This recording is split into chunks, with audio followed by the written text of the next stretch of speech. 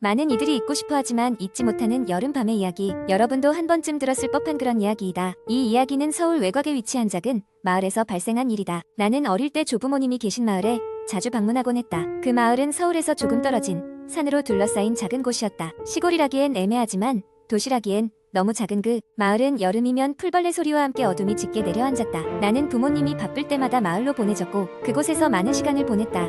할머니는 항상 같은 말씀을 하셨다. 밤에는 그곳 근처에 가지 말거라. 어린 마음에 나는 왜 그런 말을 하시는지 물어보았고 할머니는 옛날에 무서운 일이 있었단다라며 더 이상 말씀하시지 않았다. 그 말이 자꾸만 신경 쓰여 나는 결국 어느 여름날 친구들과 함께 그곳을 찾아가기로 결심했다. 마을 사람들 사이에서는 금지된 숲이라 불리는 작은 숲이 있었다. 이야기는 꽤 단순했다. 오래전 이곳에 살던 한 가족이 밤새 실종되었고 그날 이후로 숲 근처에서는 이유 모를 사고가 잦았다는 것이다. 사람들은 그 숲에서 악령이 나타난다고 믿었고 그래서 자연이 금지된 숲이라는 이름이 붙었다. 그러나 아이들의 호기심은 막을 수 없었다. 우리는 자전거를 타고 날이 어둡기 시작할 무렵 숲으로 향했다. 작고 좁은 길로 접어들자 숲은 금방 우리를 감싸 안았다. 풀이 울창하여 길이 제법 헷갈렸지만 우리는 짧은 두려움 뒤에 솟아나는 모험심으로 나아갔다. 숲 안은 더 어두웠다. 나뭇가지들이 부딪힐 때마다 귀신이라도 튀어나올 것 같은 음산한 소리가 났다.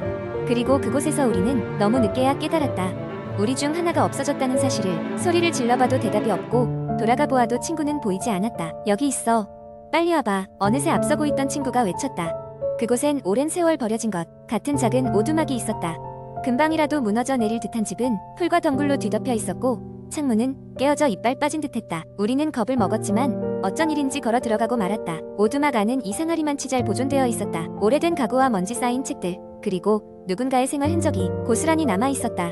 그때 한 친구가 책상 위에 놓인 오래된 사진을 발견했다. 사진 속에는 4명의 가족이 웃고 있었다. 그런데 이상한 점이 있었다. 그 가족 중 한 명의 얼굴이 마치 불에 탄 것처럼 검게되어 있었다. 갑자기 창문을 통해 차가운 바람이 불어오며 문이 쾅 닫혔다. 우리는 소리를 지르며 문을 열려고 했지만 문은 꼼짝도 하지 않았다. 공포에 질린 우리는 어떻게든 이곳을 나가야 한다는 생각뿐이었다. 그때 문 뒤쪽에서 누군가의 발소리가 들렸다. 분명히 사람이 걸어오는 소리였다. 이제는 웃고 있는 친구의 얼굴도 아까의 사진 속 그 얼굴과 겹쳐졌고 나는 뒤를 돌아보지 않을 수 없었다. 그곳에는 그리고 나는 깨어났다. 병원 침대였다. 사고를 당했다는 말의 기억을 더듬어 보았다. 내 옆 병실에는 내 친구들이 누워 있었고 희미하게 그날의 기억이 떠올랐다. 숲에서 있었던 그 일은 사고로 간주되었다. 그날의 일을 정확히 기억하는 이는 아무도 없었다. 어떤 이는 그것이 숲의 저주라 말했고 나는 여전히 그곳에 무엇이 있었는지 기억할 수 없었다. 한참 뒤 나는 다시 그 마을을 방문했을 때였다. 여전히 그 숲은 마을 사람들 사이에서 금기시되었고 사람들은 그곳을 언급하기를 꺼렸다. 나는 용기를 내어 그 오두막에 대해 할머니께 다시 물었지만 할머니는 그저 어린 것이 괜한데 신경 쓰지 말라며 말을 흐리셨다. 그리고 마지막으로 한마디 덧붙이셨다. 잊고 사는 게 낫단다. 여름밤이 다가올 때마다 생각난다. 그 오두막은 왜 남겨져 있었는지, 그날 우리가 본 것이 무엇이었는지, 그리고 정말로 무엇을 잊어야 하는지. 그러나 나는 결코 그 답을 찾을 생각이 없다. 어쩌면 진실을 알게 되는 것이 더 무서울지 모르니까. 여기까지가 우리 마을의 오랜 괴담이다. 여러분이 이 이야기를 듣고도 밤에 잠을 잘 잘 수 있기를 바란다. 두 번째 이야기, 한 여름밤 당신은 친구들과 함께 인터넷에서 한국의 전설적인 공포 이야기를 탐험하고 있었다. 모두 흔히 접하는 공포, 썰에 흥미를 느끼던 중 갑자기 친구 중 한 명이 한 글을 발견했다. 글의 제목은 낯선 사람과의 사진이었다. 글은 이렇게 시작했다. 몇 년 전 나는 대학생이었고 여름방학을 맞아 시골에 있는 외갓집을 방문하게 되었다. 외갓집은 오래된 한옥으로 주변엔 산과 숲이 우거져 있어 밤이면 으스스한 분위기를 자아냈다. 내가 외갓집에 도착한 첫날 밤 외할머니는 나에게 이 마을에서는 밤늦게 돌아다니지 말라고 신신당부했다. 이유를 묻자 그녀는 그저 밤의 길을 잃기도 쉽고 묘한 걸 볼 수도 있어서 라며 말을 아꼈다. 그날 밤 나는 잠을 이루지 못하고 뒤척였다. 기이한 긴장감이 느껴졌지만 더위를 피해 밖으로 나가고 싶었다. 결국 참을 수 없어 나는 조용히 문을 열고 마당으로 나갔다. 한참 별을 보다 보니 반짝이는 무언가가 눈에 들어왔다. 그것은 숲 가장자리에 서 있는 누군가로부터 비쳐나오는 것이었다. 놀라운 호기심에 이끌려 그쪽으로 걸어갔다. 다가가며 보니 그녀는 긴 머리를 가진 젊은 여자로 보였다. 그녀는 무언가를 들고 있던데 그것은 다름 아닌 카메라였다. 이상한 분위기에 빠져든 나는 조심스럽게 다가가 물었다. 무슨 사진을 찍고 있어요? 그녀는 고요한 미소를 지으며 대답했다. 추억을 남기고 있었어요. 같이 사진 찍을래요? 라는 그녀의 말에 알 수 없는 친밀감이 느껴져 나는 끄덕였다. 그녀와 함께 사진을 찍고 난 후 우리는 잠시 대화를 나눴다. 그녀는 마치 예전부터 알고 지낸 친구인 양 편안하고 친숙하게 느껴졌다. 그러나 대화를 나누던 중 이상하게도 시간이 얼마나 흘렀는지 알 수 없었다. 새벽이 되어가는 줄도 모르고 그녀의 말을 들으며 잠시 빠져들고 있었다. 정신을 차렸을 땐 그녀는 이미 사라지고 없었고 나 혼자 텅 빈 마을 입구에 서 있었다. 다음 날 아침 나는 전날 밤의 일을 외할머니께 말씀드렸다. 말이 끝나자마자 그녀는 안색이 창백해지며 자세히 물으셨다. 내가 대화를 나눈 내용을 자세히 설명하자 외할머니는 무겁게 한숨을 내쉬며 오래전 이 마을에서 있었던 한 사건을 이야기해 주셨다. 수십 년 전 한 젊은 여자가 그 숲에서 길을 잃고 말았다. 그녀는 사진을 찍는 것을 좋아했는데 마지막으로 그녀의 카메라에는 혼자 미소 짓는 사진들만 남아 있었다고 한다. 그 후로 그녀를 보았다던 사람들은 모두 그녀와 대화를 나눴다고 했으나 다시는 그곳에 가지 않는 것이 좋겠다는 경고와 함께 이상한 불운을 겪었다고 했다. 할머니의 이야기를 듣고 나서야 나는 그녀가 그 여인이었음을 깨달았다. 그때부터 나는 한여름 밤이 되면 그 숲가에서 들려오던 정체를 알 수 없는 속삭임이 뭔지 알게 되었고 다시는 외갓집 근처에 가고 싶지 않았다. 이 이야기를 읽고 난 후 당신과 친구들은 순간 상상 이상의 오싹함을 느꼈다. 인터넷에는 믿기 어려운 이야기들이 가득하지만 어떤 것들은 특히나 진실로 느껴져 두려움을 남긴다. 다음 날부터 당신은 여름밤에 문득 밖에 나가고 싶다는 생각이 들 때마다 그날 읽은 공포서를 떠올리며 참기로 했다.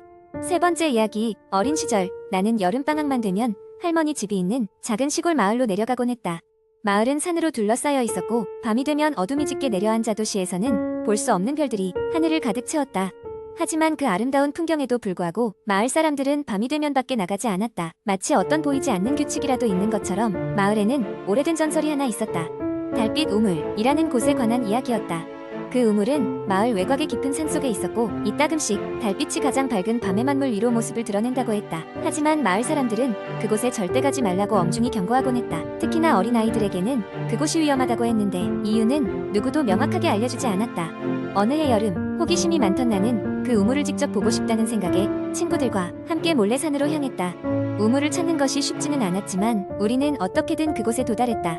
한밤중 보름달이 뜬 날이었다. 마침내 우물에 도착했을 때 우리는 달빛에 은은하게 빛나는 물을 볼 수 있었다. 처음에는 별일 없이 평화로웠다.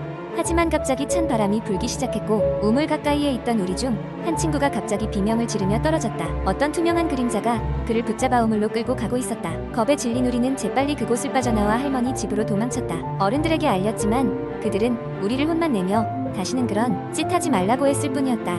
결국 그 친구는 영영 돌아오지 않았다. 그리고 그해 여름 이후 나는 다시는 그 마을에 가지 않겠다고 결심했다. 세월이 흘러나는 어른이 되었고 할머니는 돌아가셨다. 할머니의 유산 정리를 위해 나는 몇 년 만에 마을을 찾았다. 마을은 여전히 그 자리에 있었고 어떻게 보면 예전보다 더 쓸쓸해 보였다. 할머니 집에 머무르며 정리 작업을 하던 중 어린 시절의 기억이 다시 떠올랐다. 그때의 두려움과 충격은 아직도 생생했지만 이제는 어른이니까 이성적으로 그 일을 이해하려고 노력했다. 어느 날 밤 나는 충동적으로 달빛, 우물이 있는 곳으로 다시 가보기로 했다. 그때는 친구들과 함께였지만 이번에는 혼자였다. 깊은 밤 나는 손전등을 들고 산속을 걸었다. 워낙 오랫동안 사용하지 않았는지 산길은 더욱 험해졌고 밤 공기는 싸늘했다. 그리고 마침내 나는 그 우물에 도착했다. 변한 것은 별로 없었다. 여전히 그 자리에서 달빛을 받아 은은한 윤곽을 드러내고 있었다. 하지만 이번에는 아무런 일이 일어나지 않았다. 나는 우물가에 앉아 물끄러미 달을 바라보고 있었다. 그런데 물속에서 무언가가 나를 응시하고 있다는 강한 느낌이 들었다. 손전등을 비춰보아도 아무것도 보이지 않았지만 그 느낌은 점점 강해졌다. 순간 물속에서 여자의 얼굴이 서서히 떠올랐다. 창백하고 고요한 얼굴. 나는 뒤로 물러나려 했지만 몸이 움직이지 않았다. 그 여자는 입을 열었고 작은 목소리로 이렇게 말했다. 왜 이제야 왔니? 기다리고 있었단다. 그 말이 끝나자마자 물속으로 다시 내려가더니 흔적도 없이 사라졌다. 나는 급히 그곳을 빠져나왔다. 마을로 돌아와 자초지종을 고민해봤지만 그날의 일은 결코 이해할 수 없었다. 할머니와의 연결고리인지 아니면 어린 시절의 기억 때문인지 알 수는 없지만 나는 그 마을을 뒤로한 채 다시 도시로 돌아왔다. 그리고 그 후로는 다시는 그곳에 가지 않았다. 우물의 비밀은 여전히 풀리지 않은 채 전설로만 남아있을 뿐이지만 가끔씩 꿈에 나타나곤 한다. 꿈속의 나는 여전히 그 우물가에 서 있고 그 여자는 여전히 나를 기다리고 있다.